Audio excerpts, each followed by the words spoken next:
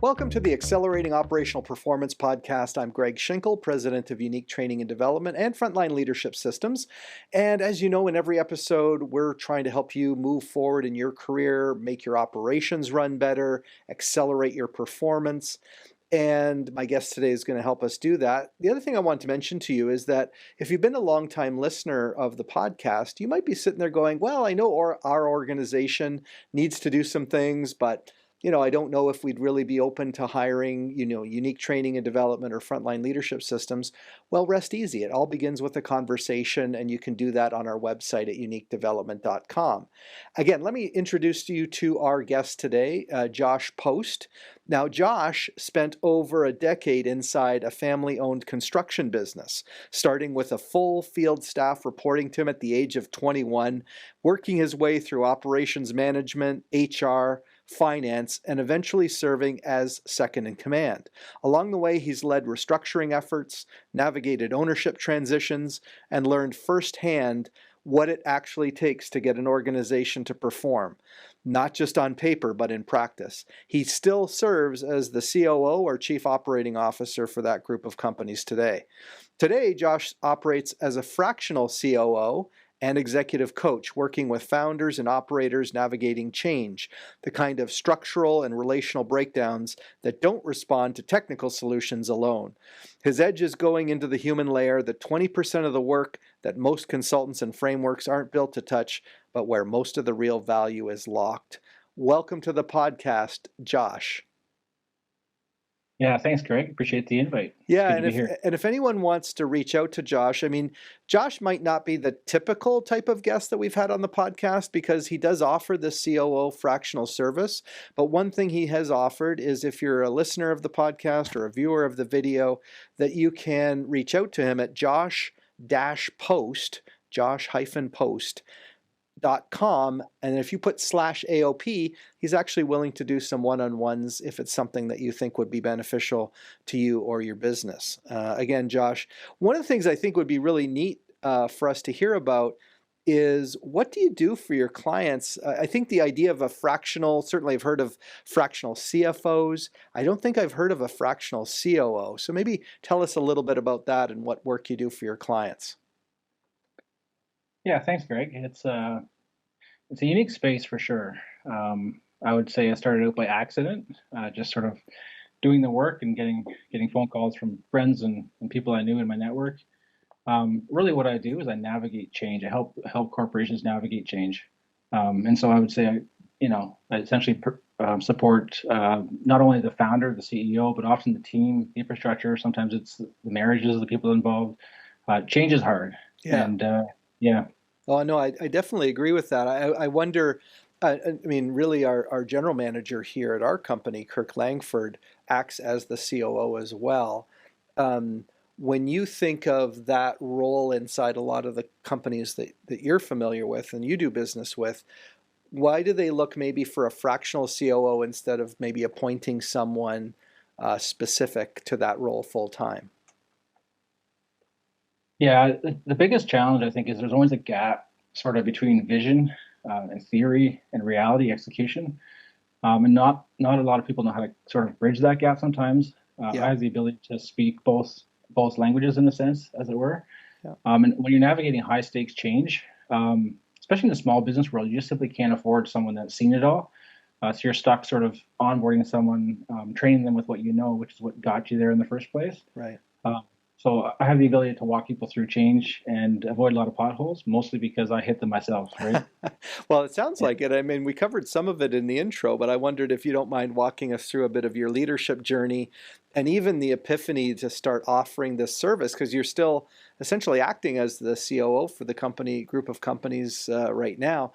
So give us a little bit of a taste of what was your journey along the way and what made you decide to kind of get into the advisory space, essentially.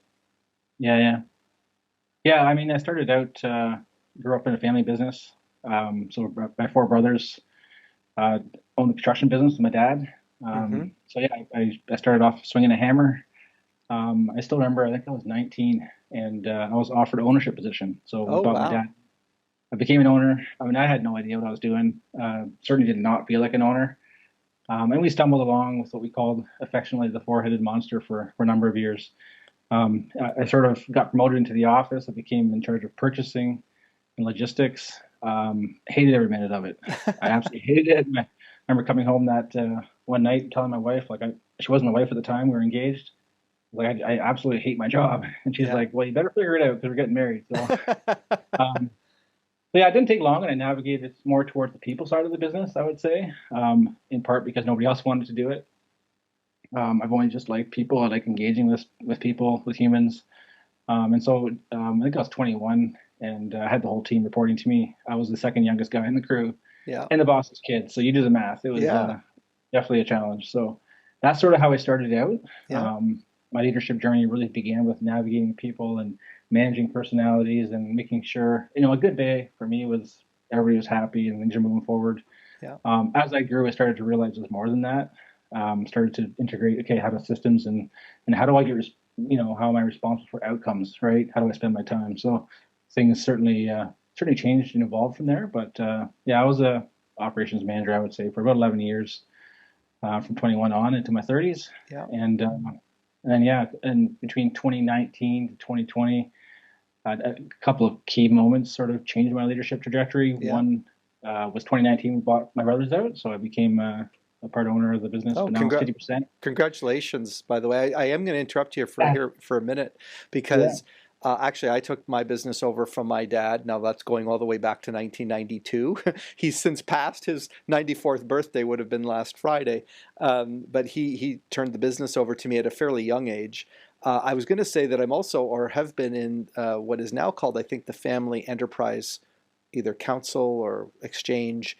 At least I'm not a member of it now, but I also still belong to the same advisory group I joined when I was buying the business out for my dad, so 30 years. And I will just say that if people aren't in a family business, have never worked in a family business, whether you're a family member or just a key person, is they have a different feel to them. There's a different vibe. There's an emotional vibe. So I was going to say the fact that you essentially took over the business was probably made things a bit simpler. And I am curious now, Josh, if you go beyond that, so what made you decide that you wanted to be an advisor to other businesses who may be finding the same stresses? Yeah, it really started by accident. So I was in a business group. I met up with a guy who just was mentioning that he had some business challenges, and then started to dig into it with them, and found out like, okay, I can see a path through here, which was quite similar to the path I went through with my construction business. And the challenge, of course, with advisory is yeah, how do you make it happen, right? So if you don't Right. have the staff in place, it doesn't work, right? So I sort of said, listen, I can help you, but I got to actually get my hand on the wheel and help you drive it there. So Ah, so yeah, that is interesting because I always say, and I've shared this with other guests before who are sort of in the same space where they're doing development work or training, and they go, it is different when you're on the outside providing advice or talent and skills development. It's another thing to be the person who's accountable for executing it. And I think you're right. There is. I will say though that many an advisor, when they're actually the person who's responsible, they end up realizing, oh crap, now I'm subject to all the same sort of internal politics and emotional things that are affecting other people. Where when you're an outsider saying, here's what you should do, you tend to stay separate from that. I'm just curious how that felt when you were now kind of responsible for helping to execute some of the ideas that you were sharing as an advisor. yeah, it's a lot different. When I started out, my perception would be that I would have less power. People would listen to me less because I wasn't the owner, because that's the space I've always been in. Yeah. It was actually the opposite. People took me more seriously because I was an outside party. It's just easier for me to be a straight shooter. It's easier for me to speak on behalf of you to the bank, for example. So it was quite a bit different than I expected. And the biggest challenge really around change management is pace, right? It's energy. And sort of just navigating that with the team, with the resources you have, and when to sort of replace or integrate or add more resources versus Yeah. work with what you have is always the biggest challenge. No, Yeah. definitely. Now, I'm wondering, as a fractional COO, what are some of the common opportunities that you see in companies to increase their operational performance? Yeah, there's a couple key things I would say. Number one would probably be honesty, transparency, like talk to your humans. A lot of companies operate in silos where management has a specific problem on their mind that they're struggling with and sweating with, but they don't tell that to the team, right? Sometimes if you just ask the humans, hey, I want to increase, production from, X to Y. Like if you just ask them a question, quite often they'll actually respond and they have the answer, right? And the other thing I would sort of say is flow. Be able to map out flow from the beginning of your organization to the end is Yeah. critical. Every business that struggles with execution doesn't map their flow. They're working it out, Outlook calendars or printing stuff off or whatever. They don't have a consistent way of mapping out how work flows from station to station, whatever that looks like in your context. Yeah, I agree with you. I mean, when we went from being just a really small firm to now having close to 20 people executing the work with us, it definitely brought a different skill set. In my case, it was our general manager, Kirk Langford, who came in, similar age as you, actually, interesting, Josh, and he helped really systematize things. And I would say our team executes so much better now than if I was trying to do it all myself. Um, Now, you mentioned that part of your challenge early on in your career is you were sort of accidentally in these roles. Sometimes you didn't even like the roles. You've heard, of course, of imposter syndrome. I'm just wondering, at some point, though, you must have had the switch flip for you when you knew you actually were doing well, you were onto something, you weren't faking it. And I wondered whether you can think of what was going on at the time that kind of made you go, okay, I do know what I'm doing. I think people are buying into this. I'm now feeling more self-confident. Yeah, I think for me, I was, we took the business over in 2019. I was a people person, you know, and when I became second in command, my job was to learn sort of the business side even more. So I had a good context. Like I was on the field, I knew what was going on. I knew how I wanted the business to change and where it could go. But I didn't know the business side as well as I could have, right? So I became the controller. I also go on YouTube, literally looking up how to, How to what be a it, controller? okay, journal entries, what's the journal entry, right? Like it's Exactly. much fun as correct. And I hated it, to be honest. I hated the work to some degree because I'm not that kind of guy. But Yeah. I've always felt that learning sort of the finance piece after understanding the business has helped me because most finance people are the opposite. They don't know finance and they try to figure out the business. And so that allowed me to sort of understand how does the stuff on the balance sheet and the spreadsheets affect reality. Yeah. And I still remember I used to report to our accountant on a monthly basis, and there's a point in time where it's like, okay, I'm actually doing this. Like I'm actually better at this than a lot of CFOs, and I see that now. Like I've had to release and terminate full blown CFOs with more degrees than I have for Yeah. sure. But I know how business works, right? So it's pretty cool. It's funny. It's funny that you share that because we've recently launched a plant manager excellence program, and actually, it was a client of ours where we had already trained a lot of their frontline leaders, and they recognized that their site leaders and their plant managers could really use some development. And one of the key things that we found was really helpful to them is this idea of financial acumen, because, like you said, the challenge with finances is they come after all the activity is done, and so really the knack is to know which levers to pull operationally that will drive your results differently in the next period. And you're right, a lot of the finance folks don't know how to tell the operations folks what to do. And a lot of operations folks are so, I don't know, not comfortable, let's say, or lack confidence on the finance side. So they tend to just look to the accountant to tell them how they're doing. Many business owners, by the way, are the same thing, right? It's like they wait till the end of the year and then they see whether they made any money or not. So I think you're onto something there, Josh, and it is a bit of a superpower to be able to have equal understanding of both how the money gets made, but also the nuts and bolts of how that shows up in the financials.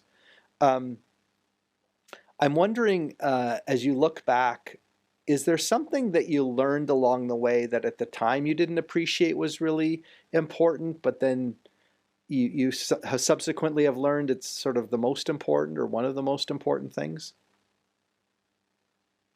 I think there's a lot of focus. There's a lot of focus, especially in development, around strengths and weaknesses. People often, for myself, I often focus on my weaknesses. Yeah. People always tell you what you suck at, right? And so you're working on those things, and you want to get better. you're self-conscious about them, you have imposter syndrome. What I learned was when I started to really lean into my strengths, which I was already good at, then I became a genius in my specific area, right? So it's to some degree, I wish I leaned into my strengths earlier in my career. Yeah. Um, but uh, but yeah, these things all happen in their own time for a reason. I Yeah. agree, and actually, I mean, you may already be aware of this, but there's a nice program out there called Strategic Coach. I was in it for a number of years, and one of the concepts is called focus on the gains, not the gaps, and also the idea of you have a unique ability, which is the core of what you do, and finding out what that is, and it is your superpower, and then making sure that you lean on others can be helpful. And I'm guessing, Josh, that some of the people who might engage with you what you help them do is to focus in their area of being a superpower, and you come alongside them essentially to help them do the thing that they're already good at without doing the thing that they're not as good at. Is that a fair assumption? Yeah, totally. I think at the end of the day, yeah, strengths and weaknesses are often flip sides of the same coin, right? So Yeah. we focus on the weakness that maybe is overexpressed, but when you can really focus on your strengths, that's when the good stuff happens. In a business context, though, that means you need to either delegate your weaknesses or you need some way of sort of covering that off, right? So sort of working that through your organization to cover that off is certainly important. Yeah, Yeah. another strategic coach concept was always it's who, not how. So whenever Yeah. you're struggling with how to do something, think about who could help you do it, and you're obviously one of those people. Again, we're talking here with Josh Post, and you can reach Josh at josh-post.com. And if you throw in /AOP on the end of it, Josh is willing to have a one-on-one with our listeners, limited number of one-on-ones if you're curious. I'm wondering, maybe your advice is the same then, Josh, for a more junior operations leader, something that they might want to think about that would make them successful and maybe more promotable into the future. And I'm wondering what you would coach a younger person to do, maybe aside from focusing on strengths. What could they think about as they think about becoming maybe in a more or getting to a more senior role in the future? Yeah, when I sit down with younger or less experienced leaders, I often will ask them like, "How do you add value to the business?" Hmm. And you'd be surprised. Many times it's like, "Hey, I start at 4 a.m. I work the hardest, I work the longest. I know how this one piece works, and nobody else knows, right?" And to some degree, they're right, but they're thinking very transactionally. They're thinking about like how much value they provide each hour. The shift is really to start thinking about outcomes. Your job is now to drive outcomes for the organization. And now you need to think about how does every hour of your time either leverage that outcome or not, right? Yeah. And everything else gets off your plate, right? So I think that's the biggest mental shift that a lot of managers take time to truly make. Yeah, I think you're right. Well, actually, I would say business owners also have that trouble. It's like knowing how you make money, what are the outcomes that you're responsible for. I love, though, the concept, Josh, of having people just think about the value that you add every day, right? We have conversations like that in our company. It's like there's certain things that you do that add the most value, make the company the most money, have the biggest impact. And there's things that you also do that are very busy, take up your time, but don't really drive the results. And knowing which is which and how to outsource the things that are not as value added or find a less expensive way of delivering those same outcomes can be really transformative for companies. So I think your coaching there is helpful. I'm wondering when you think back of some of the major shifts and transformations you made inside your own company, but maybe also the ones that you've done with other clients where you've come alongside them. What were some of your learnings in getting the organization to accept some of those change initiatives? Yeah, I'm a big Jim Collins fan, and in his book Good to Great, he talks about focusing on the critical few over the important many. Yeah. I got a friend of mine that says small hinges swing big doors, right? Love it. So my job is to dig in and just understand what are the small hinges, what are the two or three key metrics that can change everything if everyone just focuses on it, and then take the entire energy of the organization because that's sort of what you have at your disposal instead of spreading them at 300 initiatives to make the world a better place. Just focus on the three that change, right? I also tend to work in more high stakes environments, which means people are a little more attuned, like they understand there's some sensitivity, like this has to happen. So it can be different in different environments, but Yeah, I mean, for me, like I had one business that I rebuilt their financial program and the modeling and the budgeting. Yeah, It came down to, okay, here are the 6 metrics you need to care about. right. Um, and when you make a 4% change on a $50 million business, that's a lot of money, Yeah. right? So there's a lot of pieces around, systems and processes that need to happen, but sometimes the biggest shift you can make is just helping your team understand what's important and why it's important Yeah. and where it will take you. Yeah. In that regard, you're sort of a curator. You're helping the company curate. You're a company curator, Josh. Gave you a new title, but it's like you're curating the right information to get people to focus their attention and energy in the right way. It's funny when you talked about small hinges move big doors. I was thinking like you're really seeking the points of leverage and helping the company understand where their leverage is, and not financial leverage like borrowing, but just like these are the things that are the secret to your success. And if you were to push your advantage in those areas, you could generate better outcomes. Maybe, Josh, it would help because people might consider, getting a fractional COO in their business. And I know you do executive coaching as well. So if somebody doesn't really want to turn over the reins to someone partially in the organization, they can also just get your advisory services. What does your or who does your ideal client look like? What kind of a client might be best suited for using the services that you provide? Yeah, I would say um, my ideal client is struggling with the execution. So there's a gap between where they want it to be and where it actually is. Most of my clients, I would say, have some level of, I would call it consultant trauma. They've tried a number of different frameworks. It hasn't quite worked. And I don't even think it's the framework's fault. There's underlying root causes that haven't really been fully addressed. So what I often find myself, I have a lot of engagements where I'm sort of navigating between the shareholders who have an idea around where the business should be and the outcomes they want, and then the operations who are like, well, yeah, but this is reality. And I often find myself just managing the shareholder table, sitting down with the CEO, COO, which in a small business is often the same people, right? Yeah, And just kind of navigating, okay, where do you want to take this business? Okay, let's map this out. And let's sort of thoughtfully work through the decisions. So that tends to be sort of my space is in the yeah. boardroom. Yeah, navigating change and supporting them from at a high level because a lot of operators they know their business relatively well. They don't need me to teach them how to manage the shop floor, right? Right. Yeah. Yeah. So you mentioned small businesses where they're wearing many hats, and certainly one of the tenets of the Family Business Association was that you have the ownership group, you have the management group, you have the employee group. You could have some people that wear all three of those hats, some wear only one of the three, and their perspective changes. But you also mentioned a $50 million business, which I know in some circles is still considered a small company, but many people would think of a small company as maybe being less than 5 million or 10 million in revenue. Is it that kind of a range that you work with, small companies with a few million in revenue up to some much larger ones? Yeah, I tend to work in the 5 to 30 range. Yeah.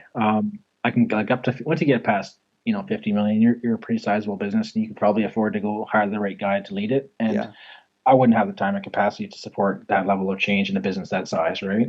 I guess that's true. I mean, if you don't really want to be hired full time inside the company. You want to be able to add the most value, and therefore they need to already have some of those resources in place, especially if they're getting larger.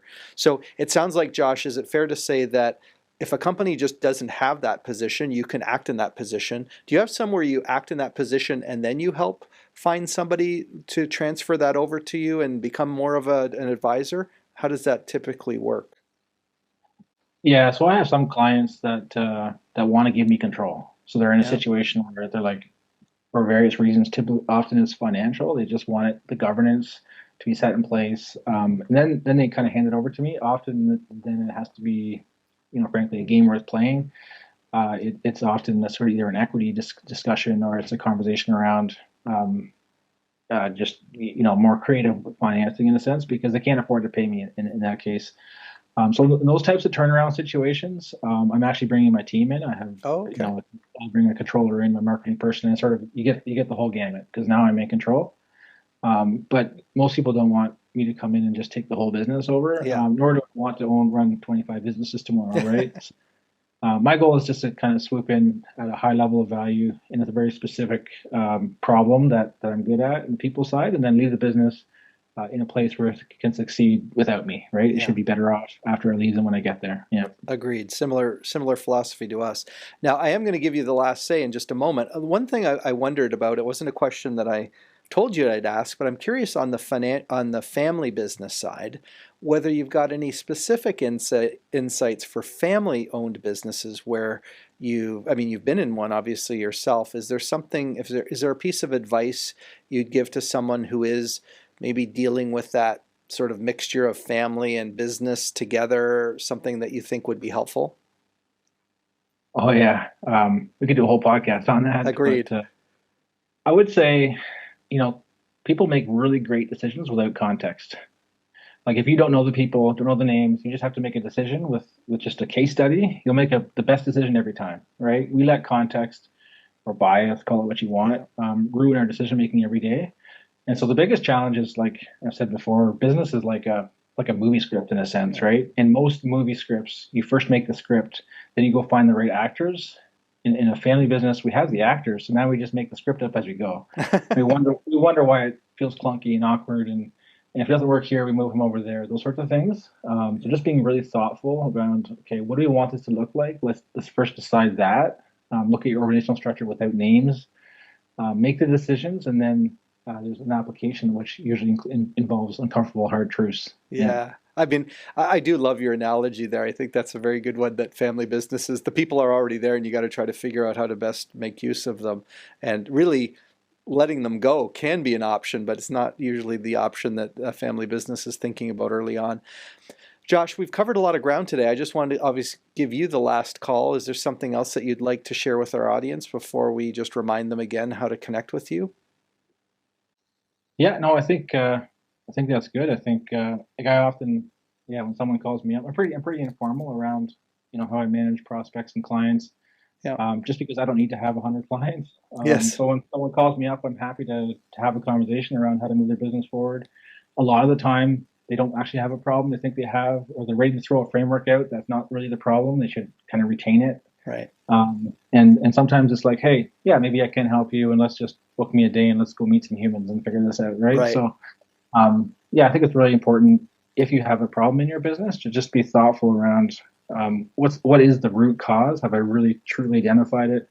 And what's the best way to fix it, as opposed to just picking up the first tool that you find, right? Yeah, So I think we're all, Josh, in a lot of aspects of life, we're looking for that app, that piece of software, that machine, that technology that we think will solve the problem. And I remember being with someone recently at a conference in Arizona, and basically he just asked the question. I was asking about a specific piece of software. He says, "Well, what are you solving for? What are you solving for?" And I think that what you can help people do is to figure out what they're solving for. So, Josh, first of all, again, I just want to remind people, if you want to have a conversation with Josh, he does allow some one-on-ones, and often that'll tell you whether there's a possible fit. You can reach out to him at josh hyphen or dash post.com, and if you throw /AOP, he'll know that you're a listener of the podcast, and he is willing to do a small number of those one-on-ones at no extra cost. Josh, thank you so much for being with us on the podcast. I know you can add a lot of value. It's really cool, the business concept you have, and I really love your human-centered leadership combined with all this business operations and finance knowledge. You truly bring a lot of value to the people that you help. yeah, thanks for having me, Greg. I appreciate that. All right. And thank you as a viewer of the podcast, a listener of the podcast. Remember, we offer it up on YouTube and all the major audio podcasting channels. Again, as we talked about, usually when people want to talk to us about our leadership training programs, the best thing to do is to, once you've scouted us out on YouTube, seen all the value that we can add, let's have a conversation. And the easiest way to do that is go to uniquedevelopment.com and click on book a discussion call. I look forward to those conversations with you. And as usual, people discover podcasts like this because people like you send them to someone, you forward it to someone, you like and subscribe and or follow, I guess, depending on what platform you're on. And please accept my best wishes for you on your leadership journey.